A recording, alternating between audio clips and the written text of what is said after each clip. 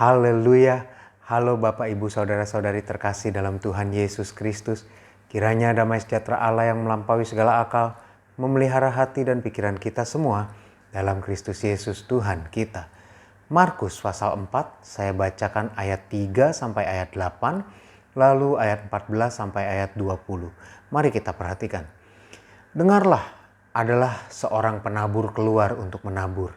Pada waktu ia menabur, sebagian benih itu jatuh di pinggir jalan, lalu datanglah burung dan memakannya sampai habis. Sebagian jatuh di tanah yang berbatu-batu, yang tidak banyak tanahnya, lalu benih itu pun segera tumbuh karena tanahnya tipis. Tetapi sesudah matahari terbit, layulah ia dan menjadi kering karena tidak berakar.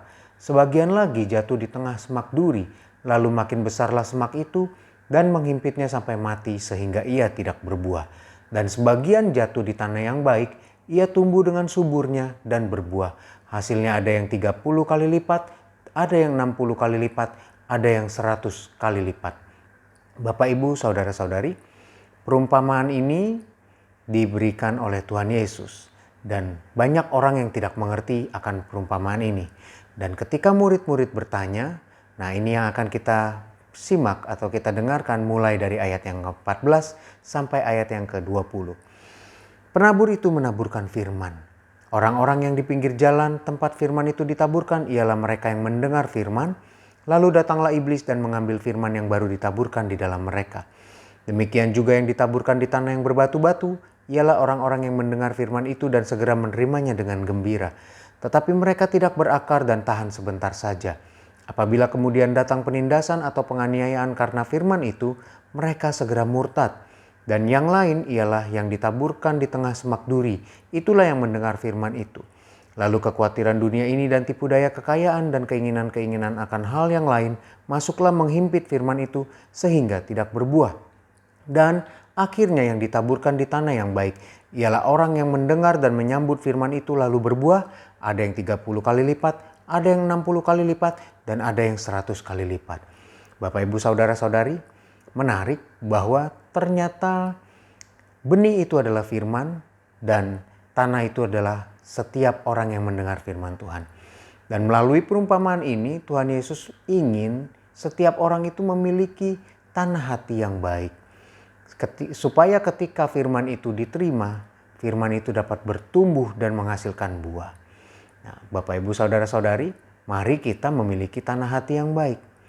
Tetapi permasalahannya adalah bagaimana kita bisa memiliki tanah hati yang baik ini. Ya, apalagi orang-orang yang mungkin awalnya adalah orang-orang yang tadinya tanah yang pinggir jalan atau tanah yang berbatu-batu.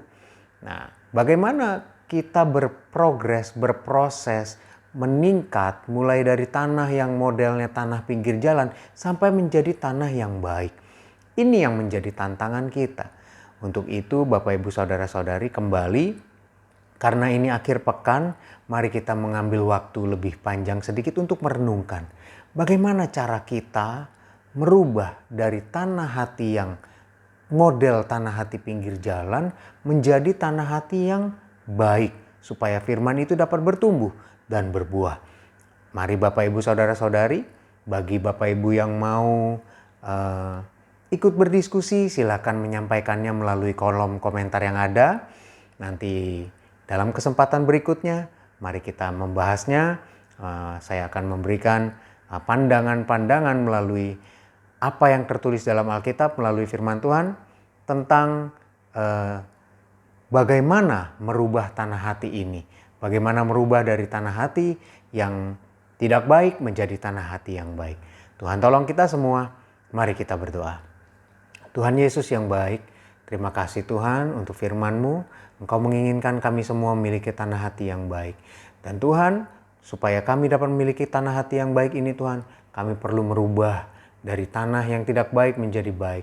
Oleh sebab itu Tuhan, tolong kami, mampukan kami Tuhan, dan melalui sarana untuk berdiskusi yang ada Tuhan, biar kami bisa saling memperkaya, saling memperlengkapi, sehingga kami bisa saling mendukung, membangun bagaimana cara untuk menjadikan tanah hati kami adalah tanah hati yang baik. Terima kasih Tuhan, terima kasih. Dan hamba berdoa hari ini akan ada umat-umat-Mu yang akan melaksanakan segala aktivitas mereka Tuhan di akhir pekan. Bagi yang menikmati akhir pekan bersama keluarga, Tuhan berkati. Tuhan berikan mereka family time, waktu untuk bersama keluarga yang baik Tuhan. Dan apabila masih ada umat-umatmu, jemaatmu yang harus bekerja, berwirausaha, Tuhan juga berkati mereka. Beri hikmat, tolong dalam segala sesuatunya. Apapun yang mereka kerjakan bersamamu, Kau akan membuat mereka berhasil. Dan dalam mengerjakan semuanya Tuhan, baik yang menghabiskan waktu bersama keluarga maupun yang harus bekerja, Tuhan jaga lindungi setiap kami, jauhkan dari segala sesuatu yang jahat, jauhkan dari mara bahaya, sakit, penyakit, virus, bakteri, dari orang-orang yang ingin berniat jahat, dari orang-orang jahat. Kami serahkan hidup kami padamu Tuhan, nama Tuhan dipuja-puji, dibesarkan, dimuliakan. Terima kasih Tuhan Yesus, dalam nama Tuhan Yesus Kristus kami berdoa. Haleluya, amin. Kasih karunia dari Tuhan Yesus Kristus menyertai kita semua. Amin.